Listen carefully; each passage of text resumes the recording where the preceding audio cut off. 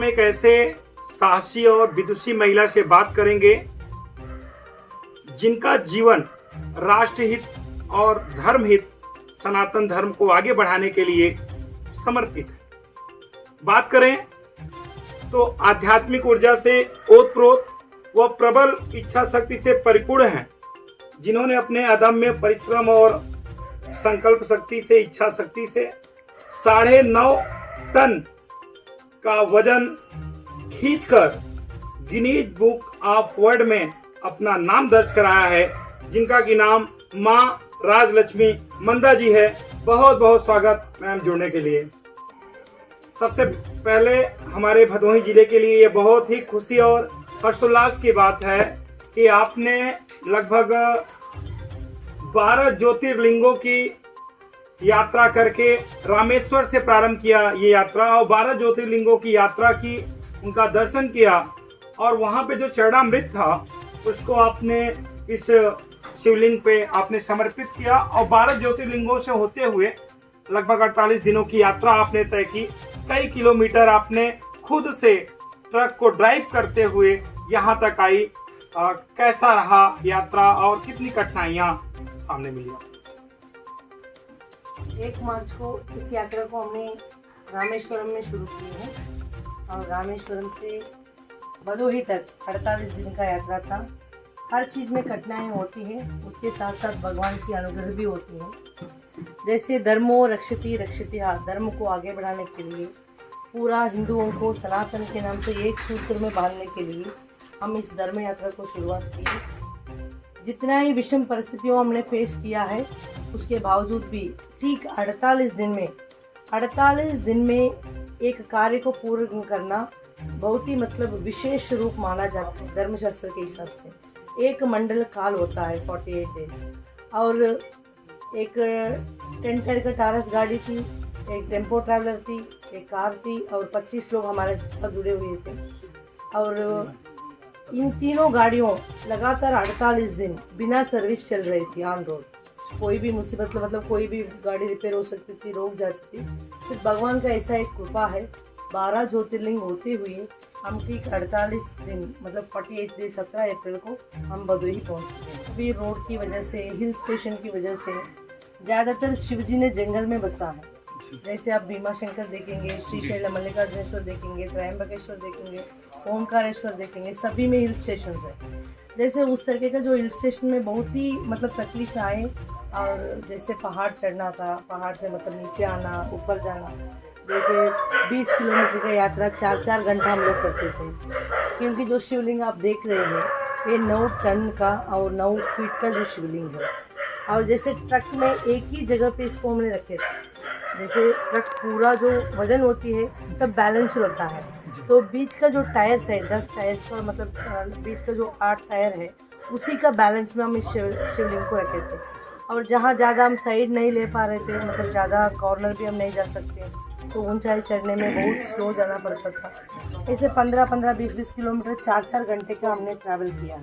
फिर भी इतनी कठिनाइयों के बाद भी आरशी का बात है कि 48 डे में हमने भदोही पहुंच चुके हैं। माता जी, आपके लाइफ की जो जर्नी शुरू होती है वो सोशल वर्कर से होती है, और फिर आप एक ट्रस्ट से जुड़ती हैं और मार्शल आर्ट भी आपने सीखा है और महिलाओं को लगातार मोटिवेट भी करती थी।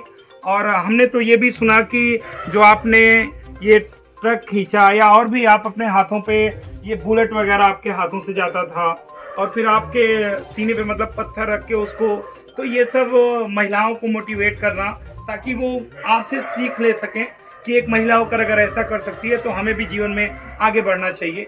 तो इसके बारे में बताएं। जब मेरा वर्क शुरू हुआ कि as a legal aid council का मेंबर के रूप में करीब 14 साल पहले, जब हम इसके दौरान काउंसलिंग करने में कॉलेजेस में जाते थे, हमारा एक यूनिट रहता था LSS, legal service for students. जब कॉलेज में जाते थे बहुत सारे गर्ल बच्चों के बारे में बहुत सारे कंप्लेंट्स होती थी। कुछ बच्चों ने सुसाइड करते थे, हॉस्पिटल में होती थी। उन बच्चों के लिए हम काउंसलिंग करने के लिए जाते थे। अगर हम जब उन बच्चों के साथ बातचीत करते थे, जो मान लीजिए बहुत छोटी छोटी रीज़न, अगर मान लीजिए उनका जो जीवन में कोई भी मतलब प्रेम का व्यवहार हो, या घर में माता पिता गाली दे दिया और उनके पसंद का चीज़ उन्होंने खरीद के ना दिया, तो इसी रीज़न से डिप्रेशन में चले जाते थे और सुसाइड करने का अटेम्प्ट करते थे कई। और उसका रीज़न बहुत बहुत मतलब दुर्बल था और बहुत अनरीज़न था। हम मानते कि रीज़न है ही नहीं, क्योंकि भगवान जितना अच्छा जीवन दिया है। तो एक तमिल में एक चीज़ भी बोलता है, जो इंसान ने आंखों से देख रहा है, मुंह से बात कर रहा है, कानों से सुन रहा है, इसके बेहतर जीवन कोई नहीं हो सकता। अगर इन तीनों में से एक भी चीज़ नहीं हुआ तो वो जीवन, देख लीजिए भूमि पे हम नरक देख रहे हैं। तो इस बच्चों का रीज़न के लिए हमने सोशल मतलब इसके लिए क्या किया जाएगा, इस तरीके का चीज़ सोचने लगा। तो हमको लगा कि इन बच्चों को मोटिवेट करने के लिए भाषण से ज़्यादा ज़रूरत है कि प्रैक्टिकल थिंग्स को इनको दिखाए, कुछ करके दिखाए। तो इसी जो परिध में हमारे गुरुजी जो हमारे कराटे सिखाते थे, हमारे गुरुजी आज भी यहाँ उपस्थित है, तो हम उनसे कराटे सीखते थे। तो हमने बोला है कि ऐसा जो चीज़ें हो रही है तो इनके लिए कुछ हम करना है डिफरेंट। एक गवर्नमेंट कॉलेज में जाके इस प्रदर्शन किया, गवर्नमेंट स्कूल में बच्चों के सामने। तो इतनी बच्ची मोटिवेट हुई उनका भाषा से, उनका भावों से। हमको लगा कि ऐसा कुछ करने से बिल्कुल महिलाओं में मोटिवेशन आ रहा है। इसके बाद 407 गाड़ी खींचा, 6 टन का, 7 टन का, 8 टन का और 9.5 टन तक। हम हर कॉलेज में, हर स्कूल में जो प्रोग्राम करने से पहले भारी वाहन खींच के उसको दिखाते, फिर हम उसको मोटिवेशन दे देते। तो इसका हमारा कोटेशन था कि अगर एक महिला ठान लेती है तो 9 टन वजन खींच सकती है। क्या अपने जीवन में आने वाला जो गृहस्थ महिला हो, फैमिली मतलब हाउस वाइफ हो या कॉलेज की बच्चा हो, जो भी हो, आपके जीवन में आने वाले छोटी छोटी बातों से आप इतना नफरत होके मतलब गुस्सा होके डिप्रेशन में चले जाते हो, क्या उसको सॉल्व नहीं कर सकते? तो हमारा यही संदेश था कि अगर आप ठान लेते हो, जो भी समस्या आपकी आंखों में बहुत छोटी होती है, तो उस समस्या को परिष्कार निकाल के आगे बढ़िए और जीवन खत्म करने का सोच मत कीजिए। इसी संदेश के साथ मेरा जीवन की शुरुआत हुआ सोशल लाइफ में। सोशल वर्कर होना ये तो ठीक था, उसके बाद आपने ट्रस्ट में भाग लिया, ये भी ठीक था, मार्शल आर्ट भी ठीक था। ये आपको कब लगा कि मुझे, जैसा कि मैंने सुना कि आपने 1 लाख से अधिक किलोमीटर की यात्रा बाइक से तय की और उसके लिए आपका नाम बुलेट रानी सम्मान में आपका नाम रखा गया, क्योंकि आपने बुलेट से यात्रा तय की। क्या कारण बना कि आपने पूरे भारत भ्रमण की यात्रा की? इसको तो एक मुद्दे पे नहीं, कई मुद्दों पे मैंने यात्रा किया हूँ। जैसे तिरंगा यात्रा किया हूँ, 370 रखने के बाद एक ही देश, एक ही झंडा, एक ही कानून होना है। क्योंकि हमको इस बात से बहुत दुख था जब कश्मीर में हर साल तिरंगा जो लहराते थे, वहाँ का जो कश्मीर का फ्लैग अलग था।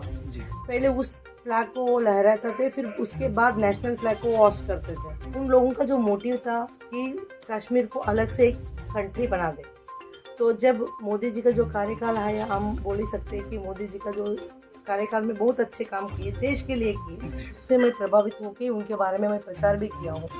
तो 370 रखने के बाद हम तिरंगा लेके गए लाल चौक पे, क्योंकि कन्याकुमारी से कश्मीर तक आज हमारा भारत हो गया। अगर 370 रहता और कश्मीर का सपना आपको सपना बने रहते, आज हिंदुस्तान में नहीं रहता। उसके बाद प्लास्टिक मुक्त भारत, जो प्लास्टिक का जो यूज़ से कितना जो चीज़ें हो रहा है आजकल, पर्यावरण की कितना पोल्यूशन हो रहा है, इसके लिए पूरा भारत में प्लास्टिक मुक्त भारत का अभियान हमने किया। इसके बाद स्वतंत्र आज़ादी का अमृत महोत्सव, इस संदर्भ में मदुरई से मनाली तक हमने 6000 किलोमीटर का यात्रा निकाला। और पैट्रियोटिज्म, जैसे हम देशभक्ति बोलते हैं, आज देशभक्ति हो या धर्म के प्रति श्रद्धा हो, हमको लगता है कि एक शो हो गया है। मतलब मान लीजिए हम तिलक लगाए एक सेल्फी के लिए, झंडा पकड़ा एक सेल्फी के लिए, और उसको पोस्ट करना, कितने लाइक्स आ रहे हैं, कितने कमेंट्स आ रहे हैं, इस पर हमारा ध्यान ज़्यादा है। जब नेशनल एंथम आती है, हम सो के उसको देख के सुनते हैं। जब नेशनल एंथम आने पर आपको तुरंत खड़े हो जाना, उठ के करके, कोई भाव नहीं आता, तो धर्म का, देश का भक्ति क्या रह गया। तो इसीलिए हमने तय किया कि पाद यात्रा करें, जो दिल्ली से गुजरात तक मैंने 30 दिन तिरंगा पकड़ के पैदल चला, 1075 किलोमीटर। कई हज़ारों लोग आके हमारा मोटिव बताए। तो आपकी मीडिया के लोगों से माध्यम से, सहारा से, हमको लगता है कि लगभग पूरा भारत देश में हमारा संदेश गया है।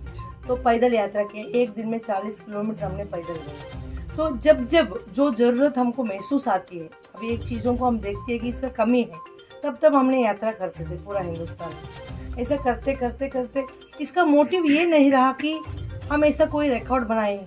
जैसे हम बच्चों के लिए ये गाड़ी खींचने का जो प्रक्रिया हमने शुरू किया, वो जाते जाते अपने आप गिनीज रिकॉर्ड बन गए। क्योंकि आज दुनिया का दूसरा महिला हूँ कि 9.5 टन की वजन खींच सकती हूँ मैं। तो पहला तो 11 टन की जो वजन खींचती है एक महिला इटालियन लेडी है, तो ऐसा वो रिकॉर्ड बन गई। वैसे ही कोई रिकॉर्ड के लिए हमने बुलेट नहीं चलाया, विविध देश की जो परिस्थितियों के लिए हमने बुलेट चलाया। वो भी आज प्रथम महिला हूँ कि 1,50,000 के आसपास मैंने जर्नी कर चुकी हूँ और 670 डिस्ट्रिक्ट लगभग पूरा हिंदुस्तान में मैं कवर कर चुकी हूँ। तो ये तो था कि आपने देश हित के लिए या कई संदेश देने के लिए आपने बाइक चलाया। और धर्म में आपको कब से रुचि हुई और कब से आप धार्मिक पथ पे आगे बढ़े? ये तो हम बोल नहीं सकती। मैं बचपन से ही बहुत धार्मिक हूँ। जब राम मंदिर का जो निर्माण हो रही थी 5 अगस्त को जो मोदी जी ने जो भूमि पूजन किया है, उसके बाद भारत की ओर से पूरा भारत देश की ओर आपने वहाँ तक रामेश्वर से घंटा लेके हमने पहुँचाया है। और धर्म का कार्य भी हम लोग हमारा स्टेट लेवल पे हम करते थे। जो राम रथ यात्रा मेरा पहला यात्रा था, पूरा हिंदुस्तान में मैंने कवर किया। एक ट्रक में हम राम घंटा लेके गए। और जैसे धर्म और देश अलग अलग नहीं है, हम ये मानते हैं धर्म से ही देश है और देश से ही धर्म है। जब देश में धर्म सुरक्षित और अच्छा रहेगा, वही धर्म देश को बचाएंगे। जब देश सुरक्षित रहेगा तो हम उस देश में सुरक्षित रहेंगे। जैसे इस जो धर्म यात्रा हमने निकाले हैं, जो शिव रथ यात्रा, 12 ज्योतिर्लिंग यात्रा, इसको भी धर्म की जो प्रचार करने के लिए। जैसा कि हमने सुना कि इस भदोही मुख्यालय से 6 किलोमीटर की दूर पर औराई तहसील में जो सुंदरबन है, वहाँ पे भगवान श्री राम जी के चरण भी पड़े। तो क्या आपके मन में भाव आया या कहाँ से आपको प्रेरणा मिली कि पूरे भारत देश भ्रमण करने के बाद आपने अपने भदोही को ही क्यों चुना? भदोही को ही चुनना कोई मतलब खास रीजन नहीं है, मैं ये बोल सकती हूँ आपको। क्योंकि स्पेशली इस जगह के लिए कोई प्लानिंग करके इस तरह यहाँ का स्थापना करके तो हम नहीं आए। तो यहाँ के बहुत सारे लोग हमको संपर्क किया है। जहाँ मूर्ति हम ऋषिकेश में लेके जाते थे, तो यहाँ से बहुत सारे लोग जो टीम लोग जो खड़े हुए मेरे पीछे, सब लोग जो तिवारी जी बैठे, इनको पता है, इनके साथ बहुत सारे लोग। इनका जो विशेष निवेदन था कि ऋषिकेश में ऑलरेडी शिव का मतलब पूरा संस्थान वहाँ है, मतलब उनका मतलब वो उनका जगह है। ऋषिकेश हो, हरिद्वार हो या उत्तराखंड में, आप इस शिव जी को जाके वहाँ सब मंदिर पे एक मंदिर ना बनाया जाए। हमारा एक क्षेत्र में सुंदरबन का नाम का एक जगह है, जो इस जगह में राम जानकी का एक दिन का यहाँ निवास हुआ है। तो तुलसी रामायण में एक लाइन पे इस जगह का उल्लेख किया गया है। तो इस जगह में, ये सुंदरबन में आप लेके आइए और यहाँ इसको स्थापना कीजिए। तो विशेष इन भक्तों का और इस मतलब यहाँ जुड़े हुए लोगों का जो इच्छा था कि शिवलिंग यहाँ बने। और इसके बावजूद जब यहाँ आके देखा, तो अभी आप देख रहे, तो प्राकृतिक दृश्य आपको अच्छा लग रहा है। तो पता नहीं कि शिव जी को यहाँ आके बसना था, तो इसलिए उन्होंने यहाँ आके उन्होंने खुद अपनी जगह को सिलेक्ट किया। जी। तो शिवलिंग की क्या मोटाई है या क्या ऊंचाई है, दर्शकों को आप बताएं। ये शिवलिंग सूर्यकांति स्टोन से बनी हुई है जी।